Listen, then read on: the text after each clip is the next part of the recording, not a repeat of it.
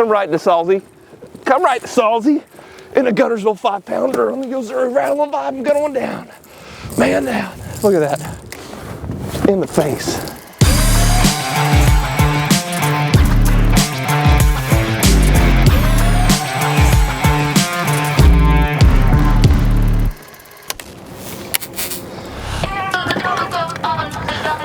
What's going on, everybody? Ryan Salzman, Team Yo-Zuri, out here in Lake Guntersville. It is pre-spawn. These fish are staging up. We got a big spawning flat behind me, got little drains and ditches and little points, and there's no better way to target pre-spawn fish than with the Yo-Zuri Rattl'n Vibe.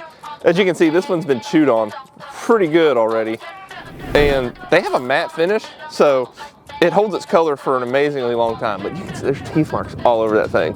And I plan to put a few more on it right now. Let's go.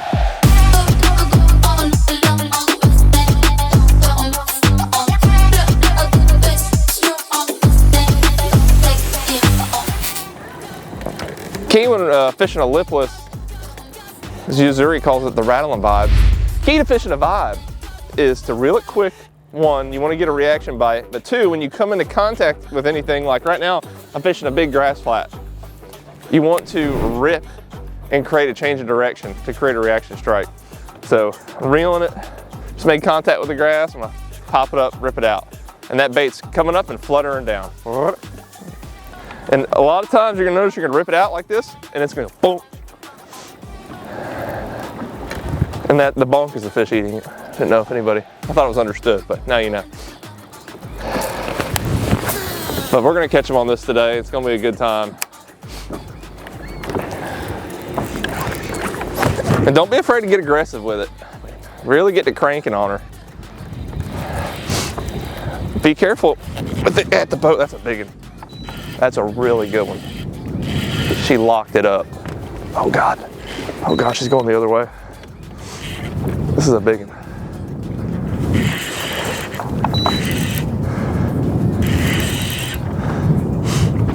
Unless I got her in a weird spot, but she feels heavy.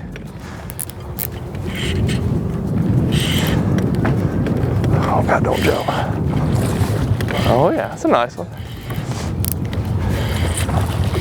She's so fat she can't get out of the water.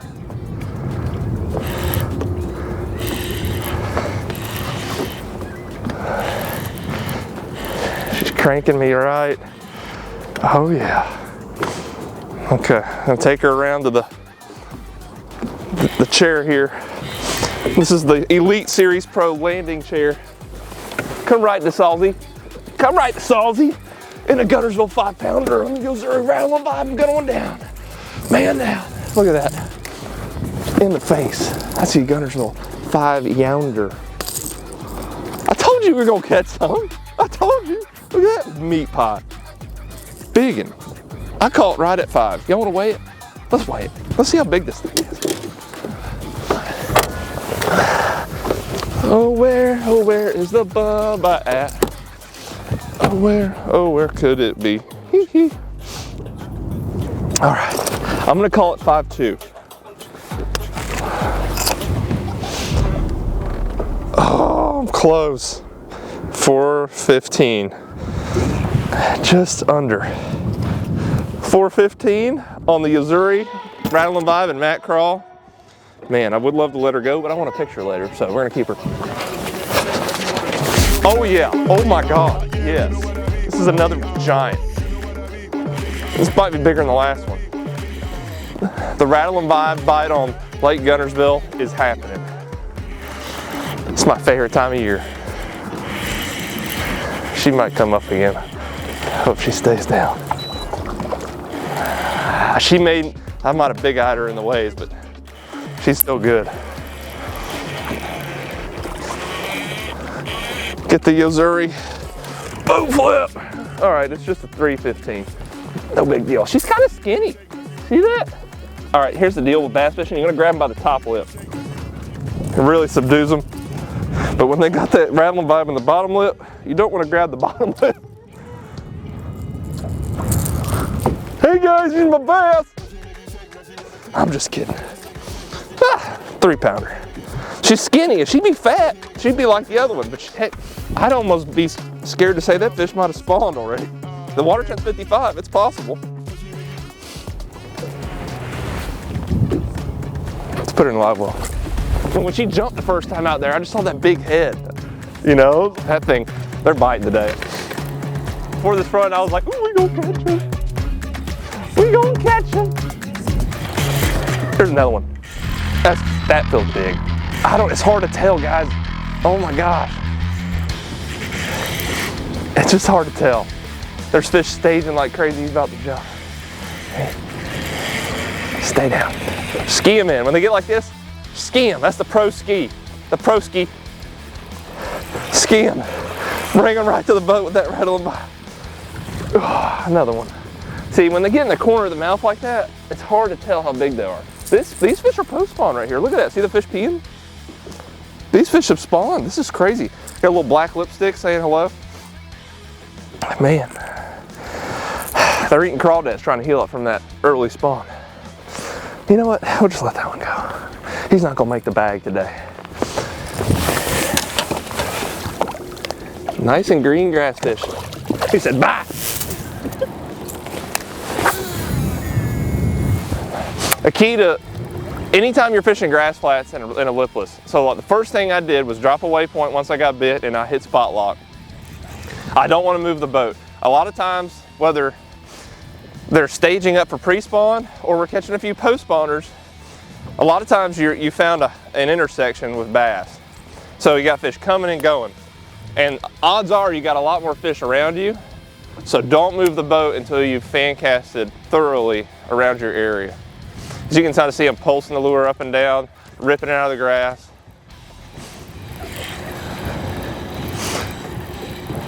Once you found a good area, odds are you're going to catch more than one. Like this. We've caught 3 already. We haven't gone very far. And one is a pre-spawner, big fat girl, and the other 2 were post-spawned. Which tells me this is the Spawn Highway. That's the name of the video, Spawn Highway. Lipless with spawning highways on Gunnersville.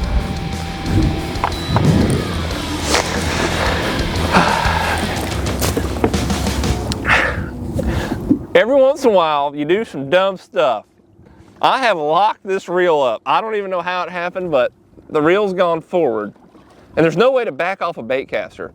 The treble hook's here on this, and then the treble hook's here. I mean, he's in jail right now. Oh, I actually just got it off. I solved the puzzle. But if it had got any tighter, it would not have come off. Only option is to bend the treble hook out. And that one is kind of bent out. I might need to change these hooks. I think I will.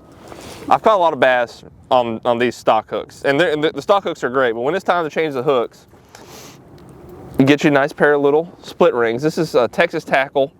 I got them from Tackle Warehouse, but they work great on these little baits. And you just go to the eyelet like that, open it up, you start it. You don't want to go take it too far around, and I'll show you why in a second. You start it, because it's going to leave that open. You get your other hook. This is an Owner ST36, one of the sharpest hooks ever made. This is my tournament hooks that I use. And see right where I started it? I start that right there, and then at the same time, I'm going to thread both of them around the split ring. Boom. Upgraded everything. It's a little bit better. And she's ready for battle. So the setup with the Rattl'n Vibe for me, I want a high gear ratio reel because we're having to move the lure really quick through the grass. And the rod I'm using is a Champion Extreme 743. So that number stands for, the 7.4 is 7'4", and 3 is the power. And you got 1 through 6 power. So this is pretty much a moderate, medium heavy. And you want a rod that has got enough action to take the head shakes with the treble hooks, but also stiffen up to rip it out of the grass. And the line I'm using, T7, and the size line really depends on how shallow I'm fishing once again. I use T7 16 for a little deeper or shallower, but if I'm fishing really shallow, I'm gonna go to 20, mainly because that thick line is gonna help keep that lure higher in the water column. And vice versa. If I'm fishing the Rattl'n Vibe in, let's just say 6 to 9 feet, I'm gonna go down to T7 14. And that little thinner diameter is going to help keep that bait a little bit lower. You can even go down to 12. I've seen guys use 12 and be very successful. We just got a lot of really big fish on Guntersville, and I get nervous throwing the 12 with all the ripping I'm doing. If I rip and that fish eats it, chances of breaking it are a little higher than if you're with the 14. All right, guys, so we're getting an underwater view, side scan, down scan of what we're fishing the lipless through. This is all scattered eelgrass. You see all these little holes? This is where the bass will sit. So all you got to do is get on your down scan, side scan, start idling around these shallow flats, and when you start seeing this, these are all hard edges of eelgrass. And you just want to sit right off the side and fan cast your Rattl'n Vibe through the grass and rip it out and catch big ones like we're doing right now.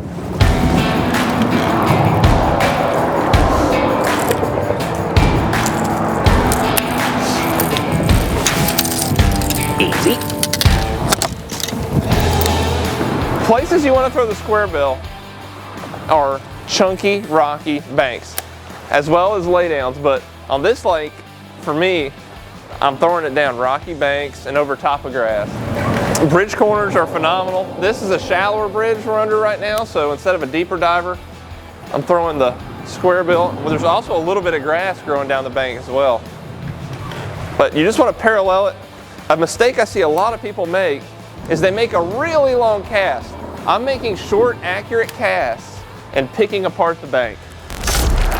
If you get too far ahead of yourself, one, you may get hung up there, but two, if you catch a fish up there, you might have bypassed the fish you could have caught right there, and it just ruins, you're not maxing out your stretch. So make short, accurate casts and pick apart your bank just like you would a laydown. Reaction bait, mat crawl, future biggin. Let him go. Yeet.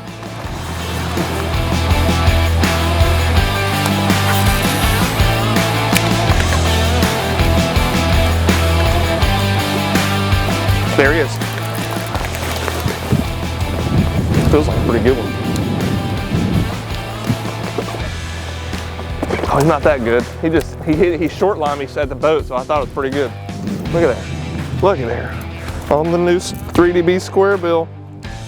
Spin me closer, tiny dancer.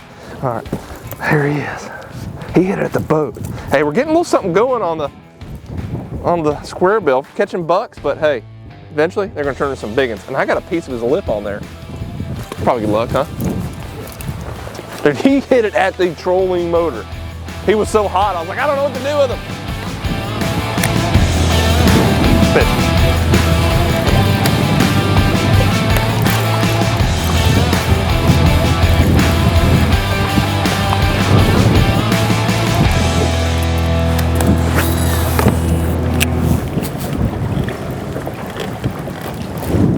Fish. Yeah, baby.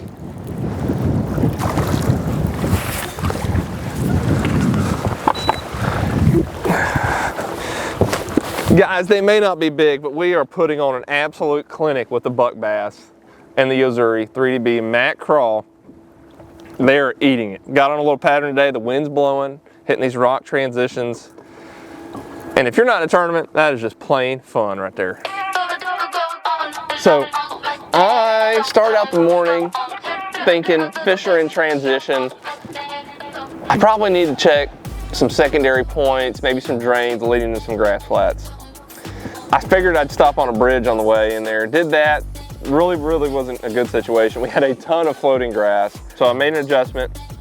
Went back to a spawning flat, and I found a little drain going into the spawning flat. And I was working my way in there, and I noticed a little high spot. And main bait of choice for this situation is the Yo-Zuri Rattl'n Vibe. Mat crawl is my go-to color on this lake. This one has no doubt caught over 100 bass this spring. I mean, the matte finish is made to not wear off. It's a 5-layer matte finish, and as you can see, there's teeth marks and even a little hook rash on there. This bait has caught many bass. And it didn't fail me this morning because as I'm working down this little grass flat, I hook up with a 415, and she just annihilated it. I didn't realize this at the time, but I'm actually missing a hook on there. She put up a really good fight. She was so fat she couldn't even get out of the water. And the main key that I was doing was fishing my Yo-Zuri Rattl'n Vibe very aggressively. I think a lot of people are a little too lax when fishing this type of lure. You want to be aggressive. This lure is made to rip up and fall and just change directions. The more you can do that, the more strikes you're going to generate. And I threw out there and I was just burning this lipless, and as soon as I was about to rip it, it came into contact in grass, it just locked up. And then I pretty much just stayed in that little area for a little while and caught several more fish. And as you can see right now, it's really windy. About 9:30 in the morning, the clouds cleared out and the wind came in. And the fish got a little bit of lockjaw. So I was like, man, the lipless really isn't getting it done right now. I need to make an adjustment.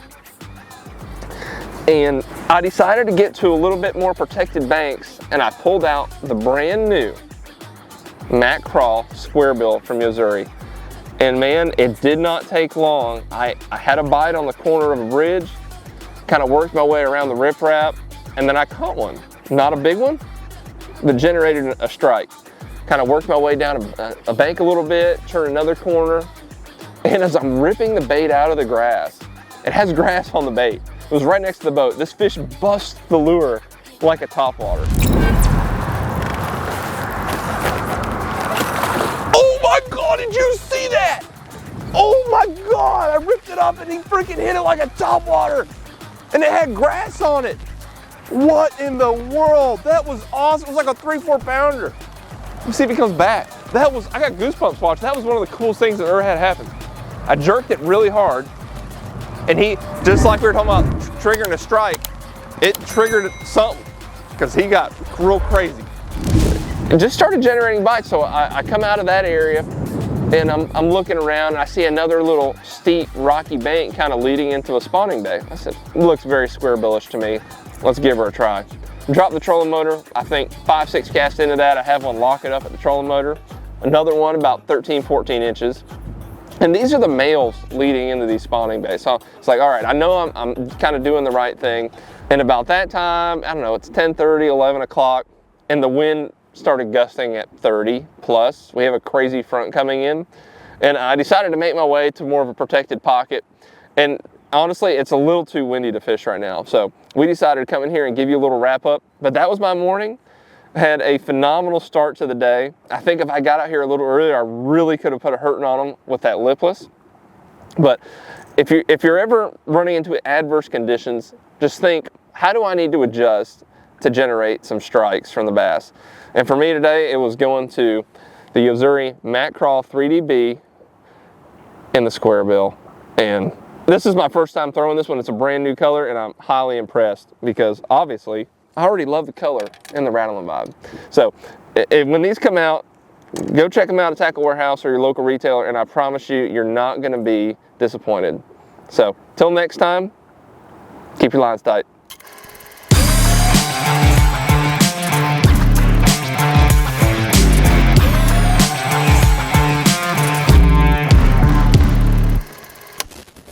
Be sure to like and subscribe, because we're going to be bringing content to you on a weekly basis for both fresh and saltwater to show you the quality of our products, how to use them, and how to make yourself a better fisherman by picking up Yo-Zuri line and lures. Go and pick them up, like and subscribe, fish the best, fish Yo-Zuri.